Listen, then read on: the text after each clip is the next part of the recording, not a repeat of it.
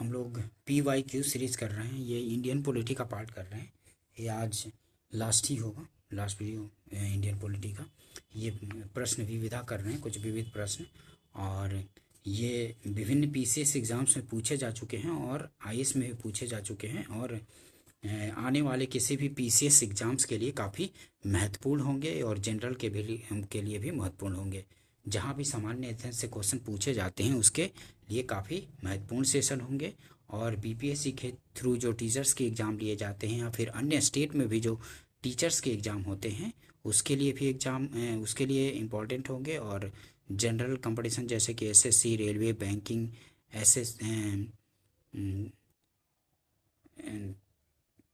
BSSC के through जो graduate level का एग्ज़ाम, इंटर लेवल का एग्ज़ाम, इन सब का होता है, उनसे भी काफ़ी। और ये मतलब कि BPSC के थ्रू जो दरोगा का या फिर अन्य स्टेट में SI का एग्ज़ाम होता है उसके लिए भी इम्पोर्टेंट सेशन होंगे। चलिए स्टार्ट करते हैं। ये इंडियन पॉलिटी, भारतीय राज्य व्यवस्था एवं शासन से संबंधित क्वेश्चन कर रहे हैं। चलिए देखते हैं। विविध प्रश्न है, लास्ट ही चैप्टर चल रहा है, ठीक है।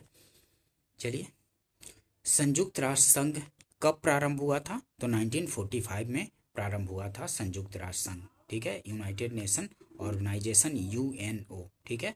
संयुक्त राष्ट्र संघ कब आरंभ हुआ था? तो 1945 में आरंभ हुआ था। बी आंसर हो जाएगा। देखिए, सैन फ्रांसिस्को अमेरिका में अप्रैल जून 1945 तक चले सम्मेलन में संयुक्त राष्ट्र संघ के चार्टर को अंतिम रूप दिया गया तथा 26 जून 1945 को 50 राष्ट्रों ने इस पर हस्ताक्षर किए। पोलैंड इस सम्मेलन में उपस्थित नहीं हुआ था तथा बाद में 51वें सदस्य के रूप में उसने इस पर हस्ताक्षर किए। यह चार्टर 24 अक्टूबर 1945 से प्रभावी हुआ। इसी कारण इस दिन संयुक्त राष्ट्र महासंघ दिवस मनाया जाता है। संयुक्त राष्ट्र महासंघ दिवस कब मनाया जाता है? तो 24 अक्टूबर 1945 को मनाया जाता है। 24 अक्टूबर को मनाया जाता है संयुक्त राष्ट्र संघ दिवस, ठीक है। जो यह चार्टर 24 अक्टूबर 1945 से ही प्रभावी हुआ था, ध्यान रखेंगे। तो संयुक्त राष्ट्र संघ कब आरंभ हुआ था? तो 1945 में आरंभ हुआ था। बी आंसर हो जाएगा, ठीक है, ध्यान रखेंगे।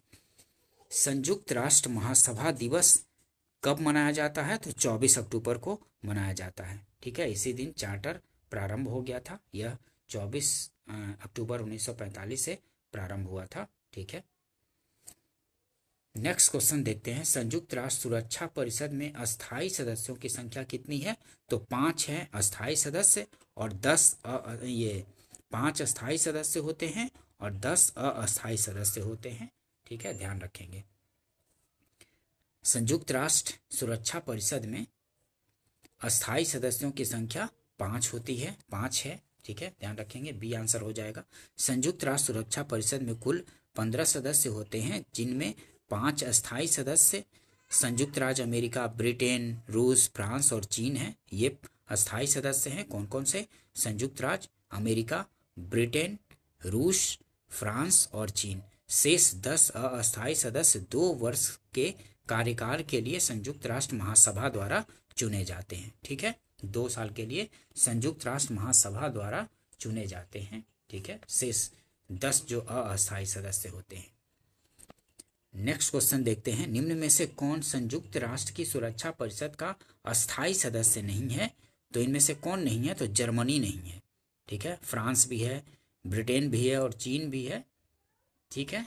लेकिन जर्मनी अस्थायी सदस्य नहीं है सुरक्षा परिषद का, ध्यान रखेंगे। कौन कौन है? तो अमेरिका है, ब्रिटेन है, रूस है, फ्रांस है और चीन है। नेक्स्ट क्वेश्चन देखते हैं। संयुक्त राष्ट्र संघ के चार्टर के अनुसार सुरक्षा परिषद में निषेधाधिकार का प्रयोग करने की शक्ति के विषय में निम्नलिखित में से कौन सा कथन सही नहीं है? इनमें से कौन सा कथन सही नहीं है, ये पूछ रहा है कि संयुक्त राष्ट्र के चार्टर के अनुसार सुरक्षा परिषद में निषेधाधिकार का प्रयोग करने की शक्ति के विषय में निम्नलिखित में से कौन सा कथन सही नहीं है? सभी प्रक्रियात्मक मामलों में सुरक्षा परिषद के निर्णय 9 सदस्यों के सकारात्मक मत के लिए मत के लिए जाने आवश्यक हैं और उन 9 में से परिषद के अस्थायी सदस्यों के सहमति मत होने भी आवश्यक है। ठीक है, ध्यान रखेंगे इसको। 9 मत होना चाहिए किसी भी सभी प्रक्रियात्मक मामले में सुरक्षा परिषद के निर्णय 9 सदस्यों के सकारात्मक मत के लिए जाने आवश्यक हैं और उन 9 में परिषद के अस्थायी सदस्यों के सहमति मत होने भी आवश्यक है। मतलब अगर किसी बात पे सहमति होना है तो उसमें 9 सदस्यों का, मतलब कि जो सुरक्षा परिषद में अस्थायी 10 सदस्य हैं और 5 अस्थायी सदस्य हैं, उनमें से 9 सदस्यों का सहमति होना चाहिए। ठीक है, किसी चीज़ को लागू करवाने के लिए। और उनमें अस्थायी सदस्य जो 5 है उनका तो सहमति होना ही चाहिए। ठीक है, तब सहमति मत हो सकता है सकारात्मक मत। ठीक है, ध्यान रखेंगे। सुरक्षा परिषद का प्रत्येक अस्थायी सदस्य निषेधाधिकार का प्रयोग करके किसी निर्णय की स्वीकृति को रोक सकता है। ठीक है, अगर कोई एक, मतलब जो सुरक्षा परिषद में अस्थायी सदस्य 5 लोग हैं, उनके पास वीटो का अधिकार है। ठीक है, किसी भी अगर सुरक्षा परिषद में कोई बात आता है तो उसको वीटो किया जा सकता है 5 अस्थायी सदस्यों द्वारा। ठीक है, अगर वीटो कर दिया जाता है तो वो निर्णय स्वीकृत नहीं होगा, उस पर रोक लग जाएगी। ठीक है, देखिए। और सी क्या है, तो निषेधाधिकार शब्द का प्रयोग संयुक्त राष्ट्र संघ चार्टर के अनुच्छेद 27 में किया गया था ताकि सुरक्षा परिषद का कोई भी अस्थायी सदस्य बहुमत से पारित होने वाले किसी भी संकल्प पर रोक लगा सके। ठीक है, तो ये भी सही है। और डी क्या है, तो सुरक्षा परिषद का कोई भी सदस्य किसी संकल्प के विरुद्ध मत देकर के उसे पारित होने से रोक सकता है। तो सुरक्षा परिषद का कोई भी सदस्य नहीं, अस्थायी सदस्य ही वीटो अधिकार रखते हैं। जो 5 अस्थायी सदस्य हैं उनके पास ही वीटो अधिकार है, वही रोक सकते हैं किसी भी मामले को। और जो 10 सदस्य अस्थायी होते हैं उनके पास वीटो का अधिकार नहीं होता है। ठीक है, तो ये गलत हो गया, डी आंसर हो जाएगा, यही गलत है, डी गलत है। संयुक्त राष्ट्र सुरक्षा परिषद में 5 अस्थायी सदस्य अमेरिका, रूस, ब्रिटेन, फ्रांस, चीन तथा 10 अस्थायी सदस्य होते हैं। मात्र अस्थायी सदस्यों को निषेधाधिकार वीटो शक्ति प्राप्त है, जिसके प्रयोग से वे किसी निर्णय की स्वीकृति को रोक सकते हैं। ठीक है, कोई भी अगर निर्णय कोई भी मामला अगर सुरक्षा परिषद में लाया जाता है तो उस पर अगर 5 अस्थायी सदस्य हैं, ये वीटो कर सकते हैं। ठीक है, मना कर सकते हैं, और किसी के पास ये वीटो का अधिकार नहीं है अस्थायी सदस्यों के पास। निम्नलिखित में से कौन प्रथम अफ्रीकी संयुक्त राष्ट्र संघ के महासचिव रहे हैं? तो निम्नलिखित में से कौन प्रथम अफ्रीकी, जो अफ्रीका से प्रथम जो हैं संयुक्त राष्ट्र संघ के महासचिव रहे हैं? तो वो हैं बुत्रोस घाली। ये प्रथम अफ्रीकी थे जो कि संयुक्त राष्ट्र संघ के महासचिव रहे थे। ठीक है, ध्यान रखेंगे। निम्नलिखित में से कौन प्रथम अफ्रीकी संयुक्त राष्ट्र संघ के महासचिव बने थे? तो बुत्रोस घाली थे जो प्रथम अफ्रीकी थे संयुक्त राष्ट्र संघ में महासचिव बने थे। बुत्रोस घाली संयुक्त राष्ट्र संघ के प्रथम अफ्रीकी महासचिव थे। इन्होंने संयुक्त राष्ट्र संघ के 6वें महासचिव के रूप में 1 जनवरी 1992 से 31 दिसंबर 1996 तक कार्य किया था। ध्यान रखेंगे। नेक्स्ट क्वेश्चन देखते हैं। किस संयुक्त राष्ट्र महासचिव का कार्यकाल सबसे अधिक रहा है? तो वो थे यू थांट। ठीक है, यू थांट का सबसे ज्यादा कार्यकाल था। डी आंसर हो जाएगा इनमें। संयुक्त राष्ट्र महासचिव के रूप में यू थांट का कार्यकाल सर्वाधिक 1961 से 71 रहा है। संयुक्त राष्ट्र संघ के महासचिवों का कार्यकाल क्रम निम्न है। ठीक है, बान की मून दक्षिण कोरिया के थे 1 जनवरी 2007 से। अब लेकिन कौन है? एंटोनियो गुटरेस हैं। ठीक है, पुर्तगाली हैं, पुर्तगाल से हैं। एंटोनियो गुटरेस अभी संयुक्त राष्ट्र सुरक्षा परिषद के महासचिव हैं। इनका अभी दूसरा कार्यकाल चल रहा है। ये दिसंबर 2026 में इनका कार्यकाल समाप्त होगा, दूसरा कार्यकाल चल रहा है इनका। ठीक है, नेक्स्ट क्वेश्चन देखते हैं। एंटोनियो गुटरेस हैं अभी संयुक्त राष्ट्र संघ के महासचिव, ध्यान रखेंगे, संयुक्त राष्ट्र संघ के महासचिव अभी एंटोनियो गुटरेस हैं, जो कि पुर्तगाल के हैं, पुर्तगाल देश के। नेक्स्ट क्वेश्चन देखते हैं। संसार की मुख्य भाषाएं उपरोक्त में से कौन सी एक भाषा संयुक्त राष्ट्र संघ की आधिकारिक भाषा नहीं है? नीचे दिए कूट से सही उत्तर चुनिए। तो कौन सी अभी आधिकारिक भाषा नहीं है संयुक्त राष्ट्र संघ में? तो हिंदी नहीं है, चीनी है, अंग्रेजी है, स्पेनिश है, लेकिन हिंदी नहीं है। तो सी आंसर हो जाएगा। ठीक है, हिंदी नहीं है। देखिए, संयुक्त राष्ट्र संघ की आधिकारिक भाषा हिंदी नहीं है। संयुक्त राष्ट्र की कार्य करने की केवल 2 भाषाएं हैं, अंग्रेजी और फ्रेंच। कार्य करने की 2 भाषाएं हैं संयुक्त राष्ट्र संघ में, अंग्रेजी और फ्रेंच। जबकि मान्यता प्राप्त भाषाओं में रूसी, अरबी, चीनी, अंग्रेजी, फ्रेंच और स्पेनिश। ठीक है, 1 2 3 4 5 6 भाषाएं हैं मान्यता प्राप्त भाषाएं संयुक्त राष्ट्र संघ में। कौन कौन सी?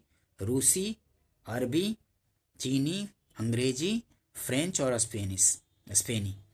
और संयुक्त राष्ट्र संघ की कार्य करने वाली 2 भाषाएं हैं, तो अंग्रेजी और फ्रेंच कार्य करने वाली भाषाएं हैं। ध्यान रखेंगे, इसको पूछ दिए जाते हैं डायरेक्टली कि कौन कौन सी मान्यता प्राप्त भाषाएं हैं। संयुक्त राष्ट्र संघ की अधिकृत भाषाएं कौन कौन सी है? तो अंग्रेजी, फ्रेंच, चीनी, रूसी, अरबी और स्पेनी है। ठीक है, अंग्रेजी, फ्रेंच, चीनी, रूसी, अरबी और स्पेनी है। डी आंसर हो जाएगा, ध्यान रखेंगे इसको। नेक्स्ट क्वेश्चन देखते हैं। संयुक्त राष्ट्र संघ में हिंदी में भाषण देने वाले निम्न में से पहले व्यक्ति कौन रहे हैं? तो वो थे अटल बिहारी वाजपेयी। ठीक है, संयुक्त राष्ट्र संघ में हिंदी में भाषण देने वाले निम्न में से पहले व्यक्ति कौन रहे हैं? तो अटल बिहारी वाजपेयी रहे थे।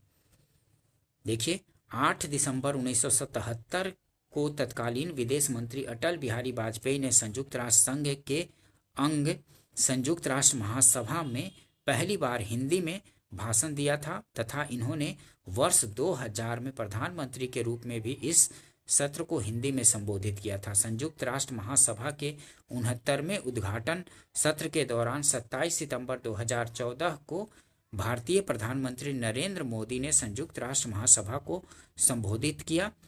नरेंद्र मोदी संयुक्त राष्ट्र महासभा के उद्घाटन सत्र को हिंदी में संबोधित करने वाले दूसरे प्रधानमंत्री और तीसरे नेता बन गए।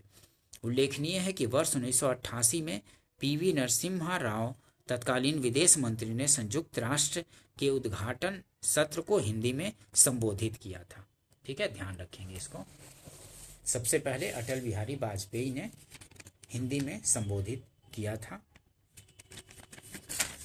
संयुक्त राष्ट्र महासभा को। नेक्स्ट क्वेश्चन देखते हैं। Universal declaration of human rights में कुल कितने अनुच्छेद हैं? तो ये universal declaration of human rights में कुल 30 अनुच्छेद हैं। ठीक है, 30, ध्यान रखेंगे। Universal declaration of human rights अर्थात मानवाधिकारों की अंतर्राष्ट्रीय घोषणा में कुल 30 अनुच्छेद हैं। नेक्स्ट क्वेश्चन देखते हैं। अंतर्राष्ट्रीय न्यायालय का मुख्यालय कहाँ है? तो अंतर्राष्ट्रीय न्यायालय का मुख्यालय है हेग में। ठीक है, ए आंसर हो जाएगा, हेग में है। देखिए, अंतर्राष्ट्रीय न्यायालय हेग नीदरलैंड हॉलैंड में स्थापित है। नीदरलैंड के हेग, नीदरलैंड को ही हॉलैंड बोलते हैं, नीदरलैंड के हेग में स्थापित है अंतर्राष्ट्रीय न्यायालय। इसकी स्थापना संयुक्त राष्ट्र घोषणा पत्र द्वारा जून 1945 में की गई थी। इसने अप्रैल 1946 से कार्य प्रारंभ किया। अंतर्राष्ट्रीय न्यायालय संयुक्त राष्ट्र संघ के 6 प्रधान अंगों में पहला है जो न्यूयॉर्क के बाहर स्थित है। ठीक है, अंतर्राष्ट्रीय न्यायालय संयुक्त राष्ट्र संघ के 6 प्रधान अंगों में पहला है जो न्यूयॉर्क के बाहर स्थित है। ध्यान रखेंगे इसको। नेक्स्ट क्वेश्चन देखते हैं। अंतर्राष्ट्रीय न्यायालय स्थापित है तो हेग में, नीदरलैंड के हेग में है। नेक्स्ट क्वेश्चन देखते हैं।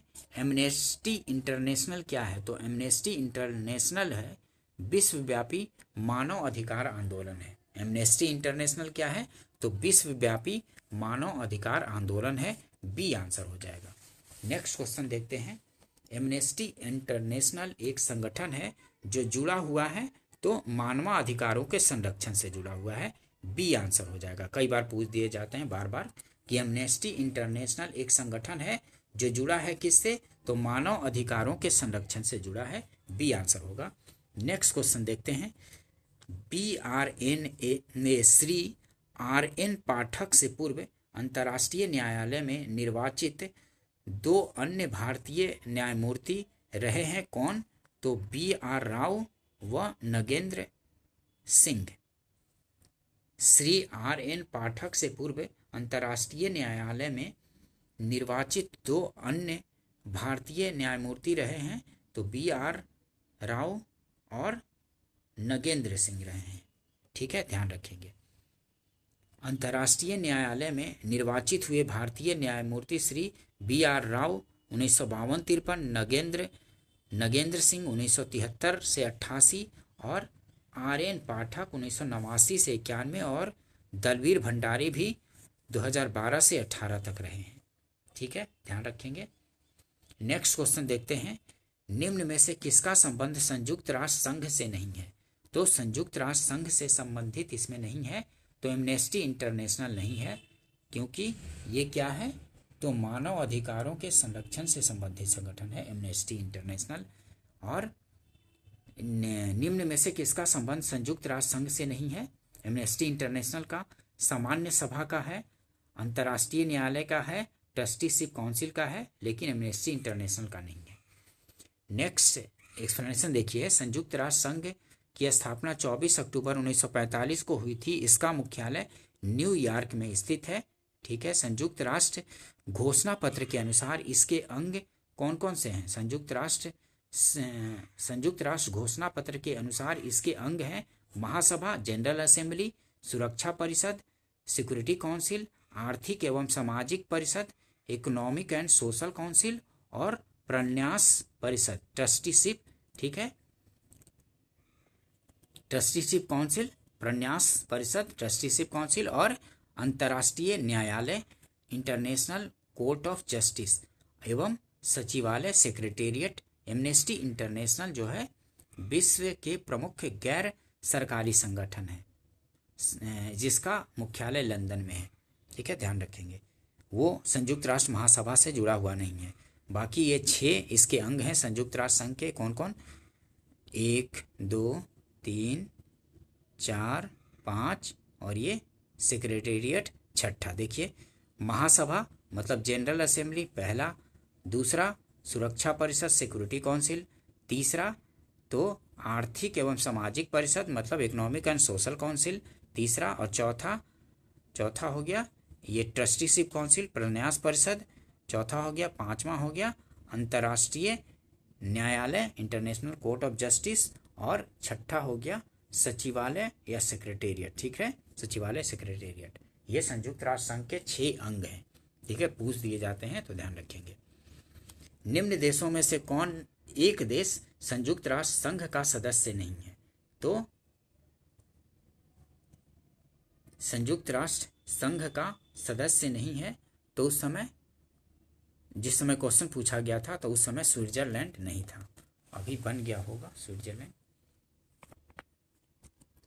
प्रश्नकाल के दौरान स्विट्जरलैंड संयुक्त राष्ट्र का सदस्य नहीं था, परंतु 10 सितंबर 2002 को यह 190वां सदस्य के रूप में संयुक्त राष्ट्र में शामिल हुआ, जबकि लीबिया 1955 में, इराक 1945 में, नामीबिया 1990 में पहले से ही संयुक्त राष्ट्र के सदस्य थे। अभी संयुक्त राष्ट्र संघ में कितने सदस्य हैं? 193 सदस्य हैं। ठीक है, 193 कंट्री शामिल हैं। 10 दिसंबर मनाया जाता है, तो क्या मनाया जाता है 10 दिसंबर को? किस रूप में? तो मानवाधिकार दिवस के रूप में मनाया जाता है 10 दिसंबर को। ध्यान रखेंगे, 10 दिसंबर मानवाधिकार दिवस के रूप में मनाया जाता है। ये आंसर हो जाएगा। 10 दिसंबर मानवाधिकार दिवस के रूप में मनाया जाता है। इसी दिन 1948 में संयुक्त राष्ट्र महासभा द्वारा मानवाधिकारों की सार्वभौमिक घोषणा स्वीकार की गई थी। इस दिवस की औपचारिक स्थापना महासभा द्वारा 1950 में की गई थी। विश्व स्वास्थ्य दिवस 7 अप्रैल को, यूएन दिवस 24 अक्टूबर को तथा मजदूर दिवस 1 मई को मनाया जाता है। ठीक है। मानवाधिकार दिवस मनाया जाता है कब? तो 10 दिसंबर को। ठीक है। मानवाधिकार दिवस तो 10 दिसंबर को मनाया जाता है, ध्यान रखेंगे। मानव अधिकारों की अवधारणा का प्रमुख बल है क्या? तो मानव होने के नाते मानव गरिमा पर। मानव अधिकारों की अवधारणा का प्रमुख बल क्या है? तो मानव होने के नाते मानव गरिमा पर बल है। डी आंसर हो जाएगा। नेक्स्ट ये एक्सप्लेनेशन देखिए। मानव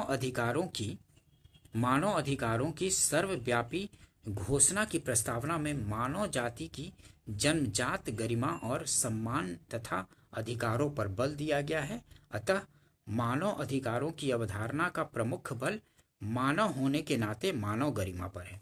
ध्यान रखेंगे इसको। अंतर्राष्ट्रीय अहिंसा दिवस मनाया जाता है कब? तो 2 अक्टूबर को मनाया जाता है। अंतर्राष्ट्रीय अहिंसा दिवस 2 अक्टूबर को मनाया जाता है। सी आंसर हो जाएगा। एक्सप्लेनेशन देखिए। अंतर्राष्ट्रीय अहिंसा दिवस 2 अक्टूबर को मनाया जाता है। 15 जून 2007 के दिन संयुक्त राष्ट्र महासभा ने प्रत्येक वर्ष 2 अक्टूबर के दिन को अंतर्राष्ट्रीय अहिंसा दिवस के रूप में मनाने का निर्णय लिया था। ध्यान रखेंगे इसको। नेक्स्ट क्वेश्चन देखते हैं। अमेरिकी राष्ट्रपति के निर्वाचन हेतु गठित निर्वाचक मंडल के सदस्य होते हैं कौन? अमेरिकी कांग्रेस के सदस्य, प्रतिनिधि सभा के सदस्य, सीनेट के सदस्य, तो इनमें से कोई नहीं। इलेक्टोरल कॉलेज होता है ना, उन्हीं के द्वारा निर्वाचन होता है राष्ट्रपति का। तो डी आंसर हो जाएगा, इनमें से कोई नहीं। देखिए एक्सप्लेनेशन देखिए। अमेरिकी राष्ट्रपति सीधे जनता द्वारा नहीं चुना जाता है। इसके लिए निर्वाचक मतों इलेक्टोरल कॉलेज का प्रयोग किया जाता है। प्रत्येक राज्य में निर्वाचक मत होते हैं जो इस राज्य के सीनेटरों सदैव 2 तथा प्रतिनिधि सभा के सदस्यों के योग के बराबर होते हैं। साथ ही district of Columbia Washington DC से 3 सदस्य होते हैं। इलेक्टोरल कॉलेज अमेरिकी कांग्रेस प्रतिनिधि सभा प्लस सीनेट से भिन्न है। वर्तमान में अमेरिकी राष्ट्रपति के लिए कुल निर्वाचकों की संख्या 538 है। नेक्स्ट क्वेश्चन देखते हैं। अमेरिकी राष्ट्रपति की चुनाव प्रक्रिया में पहली प्राइमरी कहाँ होती है? पहली प्राइमरी कहाँ होती है? तो न्यू हैम्पशायर में होती है। ठीक है, ध्यान रखेंगे। अमेरिकी राष्ट्रपति चुनाव प्रक्रिया में पहली प्राइमरी न्यू हैम्पशायर एवं लोवा राज्य से होती है, जिसके लिए चुनाव राष्ट्रपति चुनाव से लगभग 1 वर्ष पूर्व ही हो जाती है। पारंपरिक रूप से यहीं से अमेरिकी राष्ट्रपति की चुनाव प्रक्रिया का प्रारंभ होता है। कहाँ से? तो पहली प्राइमरी न्यू हैम्पशायर एवं लोवा राज्य से। नेक्स्ट क्वेश्चन देखते हैं। अध्यक्षात्मक प्रेसिडेंशियल शासन का उदय सर्वप्रथम किस देश में हुआ? तो कहाँ हुआ? संयुक्त राज्य अमेरिका में हुआ है। डी आंसर हो जाएगा। प्रेसिडेंशियल मतलब अध्यक्षात्मक शासन प्रणाली का उदय सर्वप्रथम कहाँ? तो संयुक्त राज्य अमेरिका में। एक्सप्लेनेशन देखिए। अध्यक्षात्मक शासन व्यवस्था का उदय सर्वप्रथम संयुक्त राज्य अमेरिका में हुआ। इस शासन प्रणाली में प्रमुख कार्यकारी शक्ति राष्ट्रपति के पास होती है। वह लोगों द्वारा प्रत्यक्ष या अप्रत्यक्ष रूप से निश्चित अवधि के लिए चुना जाता है। ठीक है, वह लोगों द्वारा प्रत्यक्ष या अप्रत्यक्ष रूप से निश्चित अवधि के लिए चुना जाता है। ध्यान रखेंगे इसको। नेक्स्ट क्वेश्चन देखते हैं। लिखित संविधान की अवधारणा कंसेप्ट ने सर्वप्रथम कहाँ जन्म लिया? तो संयुक्त राज्य अमेरिका में। ठीक है, इसी का सबसे पहले लिखित संविधान था। लिखित संविधान की अवधारणा कंसेप्ट ने सर्वप्रथम कहाँ जन्म लिया? तो संयुक्त राज्य अमेरिका में। बी आंसर हो जाएगा। लिखित संविधान की अवधारणा का जन्म संयुक्त राज्य अमेरिका में हुआ। इस प्रकार संयुक्त राज्य अमेरिका का संविधान विश्व का प्रथम लिखित संविधान है। ध्यान रखेंगे। लैरी प्रेसलर निम्न में से किससे संबद्ध है? तो लैरी प्रेसलर निम्न में से क्लिंटन द्वारा प्रस्तावित पाकिस्तान को सैनिक सहायता की आलोचना से संबंधित है। लैरी प्रेसलर निम्न में से किससे संबद्ध है? तो क्लिंटन द्वारा प्रस्तावित पाकिस्तान को सैनिक सहायता की आलोचना से संबंधित था, ध्यान रखेंगे इसको। लैरी प्रेसलर अमेरिका के प्रमुख सीनेटर संसद सदस्य थे जिन्होंने अमेरिका द्वारा दी जाने वाली सहायता को परमाणु अप्रसार से जोड़ने के लिए प्रेसलर संशोधन प्रस्तुत किया था। उन्होंने तत्कालीन अमेरिकी राष्ट्रपति बिल क्लिंटन द्वारा पाकिस्तान को प्रस्तावित सैन्य सहायता की आलोचना इसी आधार पर की थी कि पाकिस्तान परमाणु विकास एवं प्रसार में संलग्न है। ठीक है, ये अमेरिका में जब इलेक्शन होता है तो इलेक्शन का कैंपेनिंग का जो मोटो दिया जाता है उससे भी क्वेश्चन पूछ दिया जाता है। जैसे जो डोनाल्ड ट्रंप थे उन्होंने अपना मागा कैंपेन में वो किया था, मेक अमेरिका ग्रेट अगेन करके कैंपेन दिया था, तो उससे क्वेश्चन पूछ दिया गया था, पूछे जाते रहते हैं। तो इस तरह से अगर कैंपेनिंग चल रहा हो या फिर जो वहाँ पे जो अमेरिका के प्रेसिडेंट का इलेक्शन था तो उस समय गोलीबारी हो गया था उनके कैंपेनिंग में, तो ये भी पूछ दिया जाता है कि कहाँ किस स्टेट में कैंपेनिंग के दौरान हमला हुआ था, गोली चला था राष्ट्रपति उम्मीदवार पे, डोनाल्ड ट्रंप पे। तो इस तरह के क्वेश्चन पे फिर करंट में ध्यान रखना पड़ता है कि कहाँ क्या चल रहा है। ठीक है, फिर पाकिस्तान में जो प्राइम मिनिस्टर थी या कैंपेनिंग चल रहा था तो वहाँ भी हमला हुआ था, तो जो बेनजीर भुट्टो मारी गई थी उस पे उस दौरान क्वेश्चन पूछे गए थे। फिर ये जापान के प्राइम मिनिस्टर थे तो वो मारे गए थे। तो इस तरह से ध्यान रखना पड़ता है, ठीक है, कि कहाँ कुछ कुछ चीज़ें करंट में चल रही हैं, तो ये सब चीज़ों का भी, ठीक है, करंट से रिलेट करके और जोड़ करके क्वेश्चन पूछे जाते हैं। एशिया की धुरी विदेश नीति की रणनीति है तो कौन सी? तो यूएसए की है। ठीक है, ध्यान रखेंगे, एशिया की धुरी विदेश नीति की रणनीति है यूएसए की। डी आंसर हो जाएगा। नेक्स्ट क्वेश्चन देखते हैं, CIA किस देश की आसूचना एजेंसी है? तो किसकी है? तो यूएसए की है, अमेरिका की ही है। ठीक है, यूनाइटेड स्टेट ऑफ अमेरिका की CIA किस देश की आसूचना एजेंसी है? तो ये यूएसए की है। ठीक है, CIA central intelligence agency, central intelligence agency संयुक्त राज्य अमेरिका का आसूचना या गुप्तचर एजेंसी है, ध्यान रखेंगे।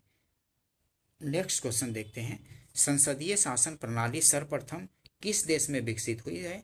तो ब्रिटेन में हुई है। संसदीय शासन प्रणाली सर्वप्रथम ब्रिटेन में विकसित हुई है, ए आंसर हो जाएगा। संसदीय शासन प्रणाली सर्वप्रथम ब्रिटेन में विकसित हुई है। भारत की संसदीय शासन प्रणाली ब्रिटेन के संविधान से ली गई है। इस व्यवस्था में राजा या राष्ट्रपति की नाम मात्र की सत्ता होती है तथा प्रधानमंत्री सहित मंत्रिपरिषद के पास वास्तविक कार्यकारी शक्तियां होती है, ध्यान रखेंगे। ब्रिटिश समाचार पत्रों का केंद्र कौन सा है? तो ब्रिटिश समाचार पत्रों का केंद्र है फ्लीट स्ट्रीट। ब्रिटिश समाचार पत्रों का केंद्र कौन सा है? तो फ्लीट स्ट्रीट है वहां समाचार पत्रों का केंद्र। फ्लीट स्ट्रीट फ्लीट नदी के नाम पर लंदन की एक गली है जहां से 1980 के दशक तक अधिकांश ब्रिटिश समाचार पत्र छपते रहे थे। 2005 में यहां से हटने वाला ब्रिटिश समाचार एजेंसी रॉयटर्स का ऑफिस आखिरी प्रमुख समाचार ऑफिस था। ठीक है, 2005 में यहां से हटने वाला ब्रिटिश समाचार एजेंसी रॉयटर्स का ऑफिस आखिरी प्रमुख समाचार ऑफिस था वहां पे। ठीक है, ध्यान रखेंगे, फ्लीट स्ट्रीट में। नेक्स्ट क्वेश्चन देखते हैं, विदेश में सर्वप्रथम भारत महोत्सव कहाँ आयोजित हुआ? तो विदेश में सर्वप्रथम भारत महोत्सव कहाँ आयोजित हुआ था? तो ब्रिटेन में 1982 में हुआ था। विदेश में सर्वप्रथम भारत महोत्सव कहाँ आयोजित हुआ था? तो ब्रिटेन में 1982 में। विदेश में सर्वप्रथम भारत महोत्सव 1982 में ब्रिटेन में आयोजित हुआ था। नेक्स्ट क्वेश्चन देखते हैं,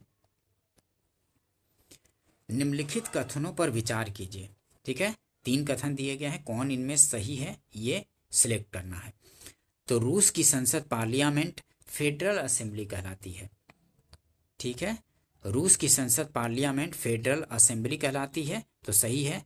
रूसी संसद में काउंसिल ऑफ द फेडरेशन निचला सदन है, तो ये गलत है। रूसी संसद में उच्च सदन का नाम स्टेट ड्यूमा है, तो ये भी गलत है। तो सही क्या है, पहला सिर्फ सही है। ठीक है, ध्यान रखेंगे। रूस की संसद पार्लियामेंट फेडरल असेंबली कहलाती है। देखिए एक्सप्लेनेशन, इससे और अच्छे से ध्यान में आ जाएगा। रूसी संसद का नाम फेडरल असेंबली है।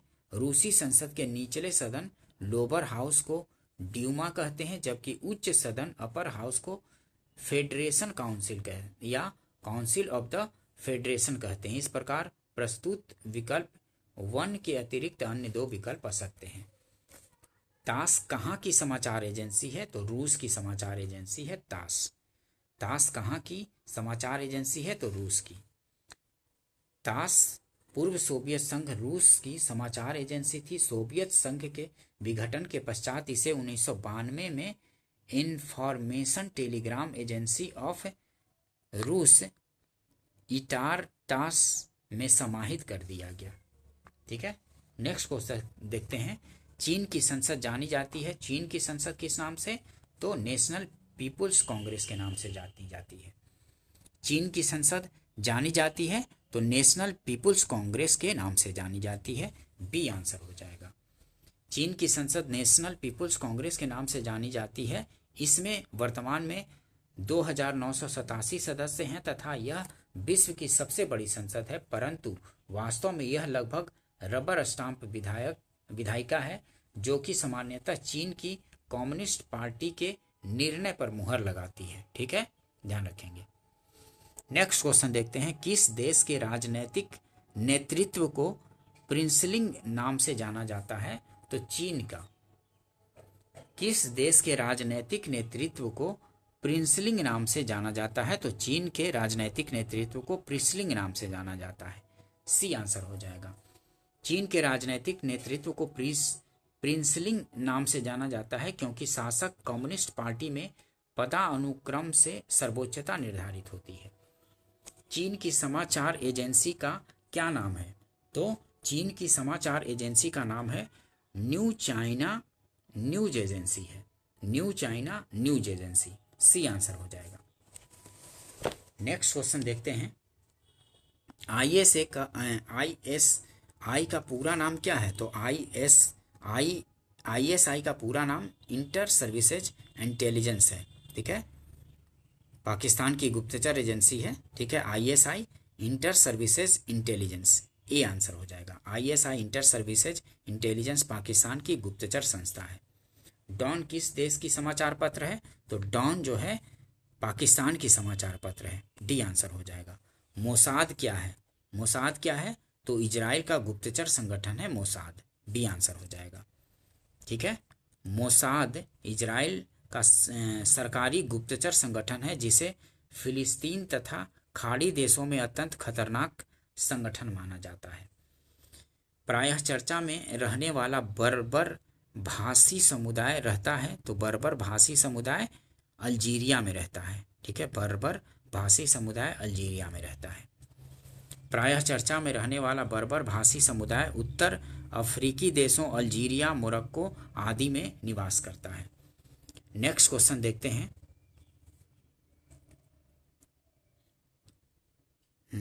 मिलान करना है। ठीक है, तो प्रेसलर संशोधन किससे संबंधित है, तो प्रेसलर संशोधन है प्रेसलर संशोधन अमेरिकी सहायता को आणविक क्षमता के विकास से जोड़ना। ठीक है, और चकमा शरणार्थी तो बांग्लादेश का। ठीक है, चकमा शरणार्थी बांग्लादेश से। और पेरेस्ट्रोइका, तो पेरेस्ट्रोइका क्या है, तो गोरबाचेव से है संबंधित, गोरबाचेव पेरेस्ट्रोइका लाए थे। ठीक है, और 13 सितंबर 1993 तो ये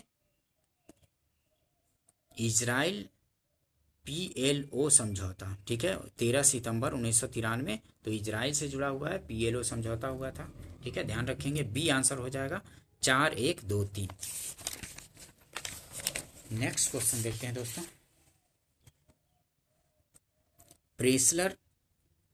प्रेसलर संशोधन के द्वारा अमेरिकी सहायता को आणविक क्षमता के विकास से जोड़ा गया, ठीक है, और चकमा शरणार्थी भारत में बांग्लादेशी शरणार्थी हैं, ठीक है, चकमा शरणार्थी भारत में बांग्लादेशी शरणार्थी। और पेरेस्ट्रोइका पूर्व सोवियत संघ के अंतिम राष्ट्रपति मिखाइल गोर्बाचोव की आर्थिक पुनर्निर्माण की नीति थी, तथा 13 सितंबर 1993 को इजराइल फिलिस्तीन लिबरेशन ऑर्गेनाइजेशन के बीच समझौता हुआ था, ध्यान रखेंगे। नेक्स्ट क्वेश्चन देखते हैं, किन देशों ने लिट्टे को प्रतिबंधित किया था? किन देशों ने लिट्टे को प्रतिबंधित किया था? तो भारत, श्रीलंका और संयुक्त राज्य अमेरिका ने किया था उस समय लिट्टे को प्रतिबंधित। बी आंसर हो जाएगा। देखिए, भारत, श्रीलंका, संयुक्त राज्य अमेरिका सहित विश्व के कई देशों ने लिट्टे को प्रतिबंधित किया था। 2009 में श्रीलंकाई सेना ने लिट्टे के विरुद्ध भारी अभियान चलाया, जिसमें लिट्टे प्रमुख बी प्रभाकरन की मृत्यु हो गई थी। नेक्स्ट क्वेश्चन देखते हैं, प्रथम भारतीय प्रधानमंत्री जिन्होंने अफगानिस्तान की यात्रा की थी, तो वो थे जवाहरलाल नेहरू, जिन्होंने अफगानिस्तान की यात्रा की थी। प्रथम प्रधानमंत्री जिन्होंने अफगानिस्तान की यात्रा की थी, तो वो थे पंडित जवाहरलाल नेहरू थे। ए आंसर हो जाएगा। देखिए, सर्वप्रथम सितंबर 1959 में पंडित जवाहरलाल नेहरू ने अफगानिस्तान की यात्रा की थी। इसके पश्चात इंदिरा गांधी 1976 में तथा मनमोहन सिंह 2005 तथा पुनः 2011 में इस देश की यात्रा की थी। जापान की संसद को क्या कहा जाता है? तो डाइट कहा जाता है। जापान की संसद को डाइट कहा जाता है, ध्यान रखेंगे। बी आंसर हो जाएगा। डाइट जापान की, रिक्सडेग स्वीडन की, कार्टेज स्पेन की तथा सेजिम पोलैंड की संसद है।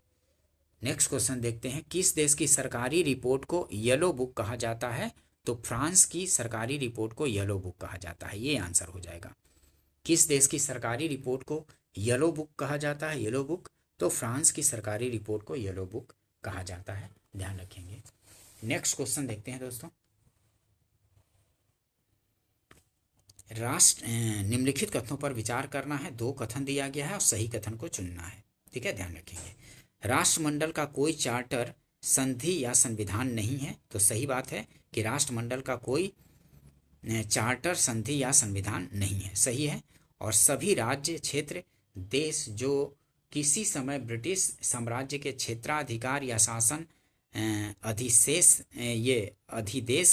के अधीन थे, स्वतः राष्ट्रमंडल के सदस्य बन गए, तो ये नहीं, ये गलत हो गया, ठीक है। पहला सही है, तो ए आंसर हो जाएगा। सिर्फ एक सही है, ठीक है, ए सही हो गया, मतलब पहला सिर्फ सही हो गया, ए सही होगा। देखिए एक्सप्लेनेशन देखिए, राष्ट्रमंडल का अभी तक अपना कोई चार्टर, संधि या सचिवालय नहीं है, हालांकि इसके लिए प्रयास किए जा रहे हैं। सभी राज्य, क्षेत्र, देश जो किसी समय ब्रिटिश साम्राज्य के क्षेत्राधिकार शासन अधिशेष के अधीन थे, स्वतः राष्ट्रमंडल के सदस्य नहीं बन गए, बल्कि इसकी घोषणा उस देश को करनी होती है जो उसमें सम्मिलित होना चाहते हैं, ठीक है। जो उसके अधीन थे साम्राज्य के, वही वो मतलब अपने आप ही नहीं बन गए थे, इसके लिए घोषणा करना पड़ता है कि होना चाहते हैं या नहीं होना चाहते हैं, तब बने हैं। स्वतः राष्ट्रमंडल के सदस्य नहीं बन गए, बल्कि इसकी घोषणा उस देश को करनी होती है जो उसमें सम्मिलित होना चाहता है, ठीक है। ब्रिटिश साम्राज्य के क्षेत्राधिकार शासन अधिशेष वाले कई देश यथा बर्मा, अदन, मिस्र, इराक, कुवैत, यूएई आदि स्वतंत्र होने पर राष्ट्रमंडल के सदस्य नहीं बने, ठीक है, ध्यान रखेंगे। अतः पहला कथन सही है, दूसरा गलत है। नेक्स्ट क्वेश्चन देखते हैं, स्वेच्छा से ही कोई सदस्य बनते हैं, ठीक है, ऐसा नहीं है कि उसके अधिकार क्षेत्र में जो था वो बन गया, ऐसा नहीं है। नेक्स्ट क्वेश्चन देखते हैं, वह कौन सा अपराध है जिसके घटित होने का प्रयास दंडनीय है और जिसके पूर्ण होने पर अपराधी को दंडित नहीं किया जा सकता? तो वो है आत्महत्या, ठीक है। वह कौन सा अपराध है जिसके घटित होने का प्रयास दंडनीय है और जिसके पूर्ण होने पर अपराधी को दंडित नहीं किया जा सकता तो आत्महत्या है। सी आंसर हो जाएगा। देखिए एक्सप्लेनेशन देखिए। आत्महत्या ऐसा अपराध है जिसके पूर्ण होने पर अपराधी दंडित नहीं किया जा सकता क्योंकि उसका जीवित अस्तित्व नहीं रहता, जबकि इसका प्रयास दंडनीय अपराध है। भारतीय दंड संहिता की धारा 309 में वर्णित है। फोर्थ स्टेट, चतुर्थ स्तंभ क्या है? तो प्रेस जो है, प्रेस की भूमिका काफी महत्वपूर्ण होती है, तो ये फोर्थ स्टेट कहलाता है, चतुर्थ स्तंभ कहलाता है। फोर्थ स्टेट या चतुर्थ स्तंभ क्या है? तो प्रेस है, मीडिया है। डी आंसर हो जाएगा। देखिए, प्रेस मीडिया राष्ट्र निर्माण में अपनी महत्वपूर्ण भूमिका निभाता है, अतः इसे लोकतंत्र की चतुर्थ स्तंभ की संज्ञा दी जाने लगी है। ठीक है, फोर्थ स्टेट क्या है? तो वो है प्रेस है, मीडिया है। नेक्स्ट क्वेश्चन देखते हैं।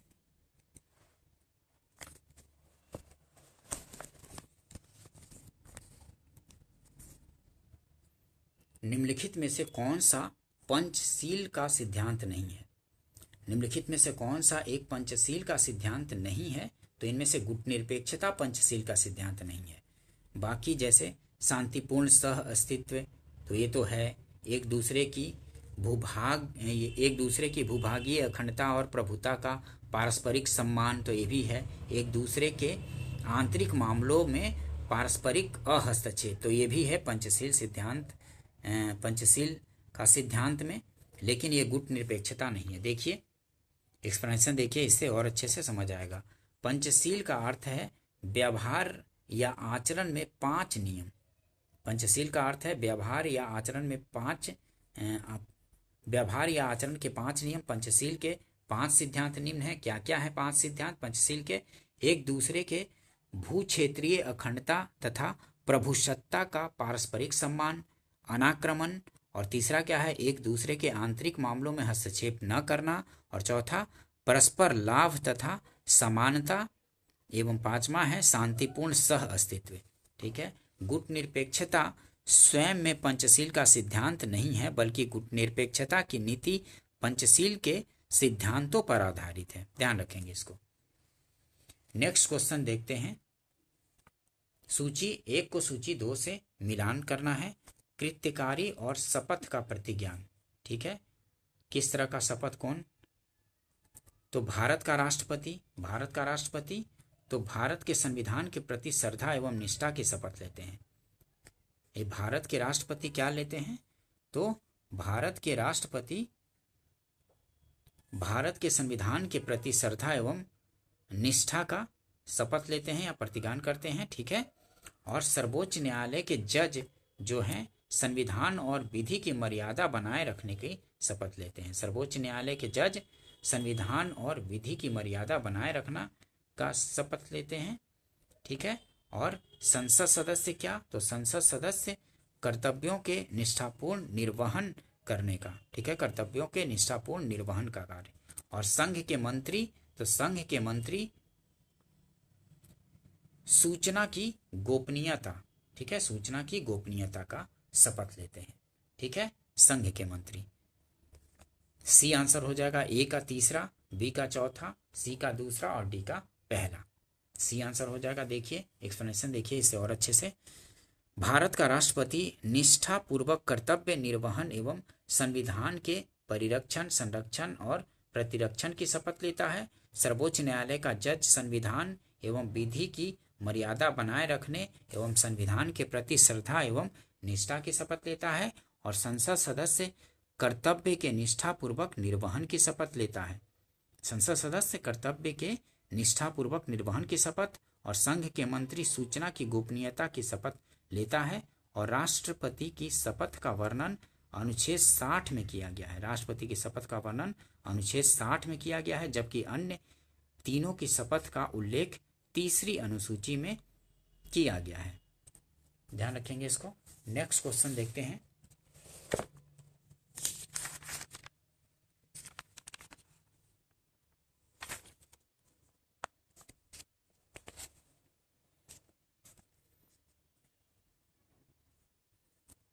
संविधानेतर अधिकार का अर्थ है, तो संविधानेतर अधिकार का अर्थ क्या है?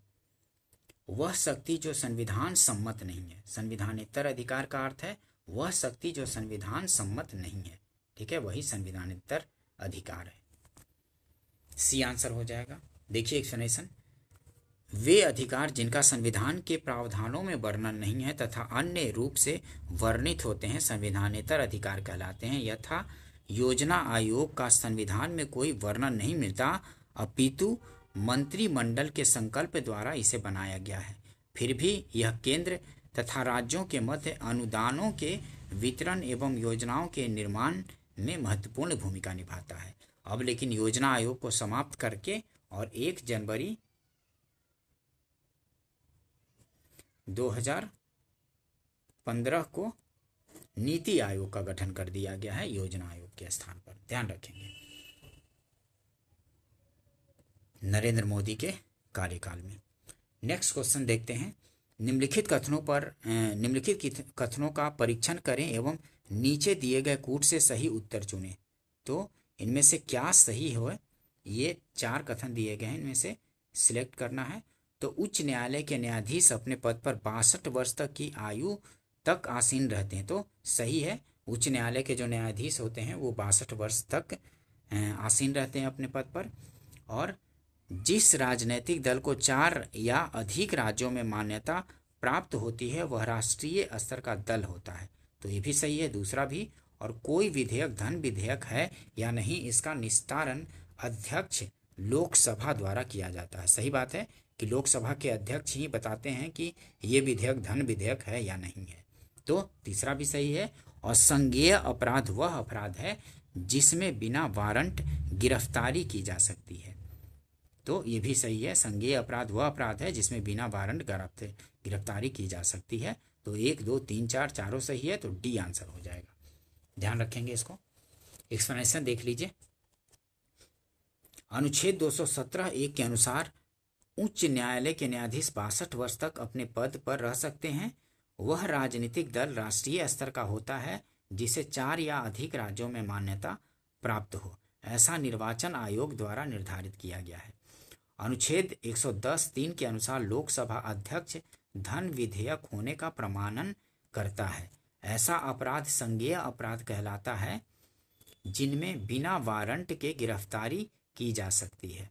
ठीक है, ऐसा अपराध संज्ञेय अपराध कहलाते हैं जिनमें बिना वारंट के गिरफ्तारी की जा सकती है। इस प्रकार प्रश्नगत चारों कथन सही है।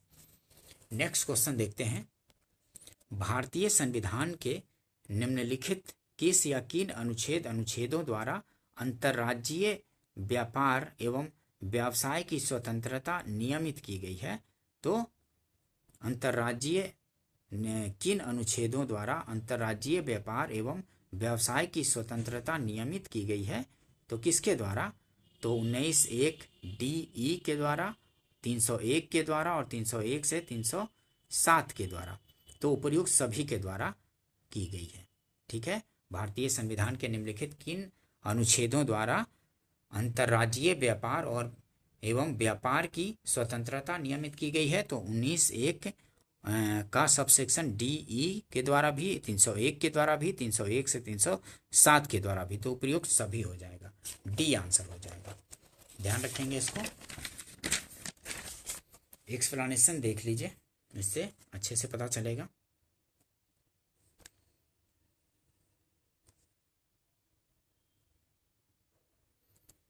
अनुच्छेद 301 अंतर्राज्यीय व्यापार एवं व्यवसाय की स्वतंत्रता, अनुच्छेद 19(1)(d) भारत के राज्य क्षेत्र में आपात संचरण की स्वतंत्रता, और अनुच्छेद 19(1)(d) भारत के राज्य क्षेत्र में आपात संचरण की स्वतंत्रता, अनुच्छेद 19(1)(e) भारत के राज्य क्षेत्र के किसी भाग में बस जाने या निवास करने की स्वतंत्रता, अनुच्छेद 301 से 307 भारत के राज्य क्षेत्र के भीतर व्यापार वाणिज्य और समागम। इस प्रकार ये सभी अनुच्छेद अंतर्राज्यीय व्यापार एवं व्यवसाय से संबंधित है।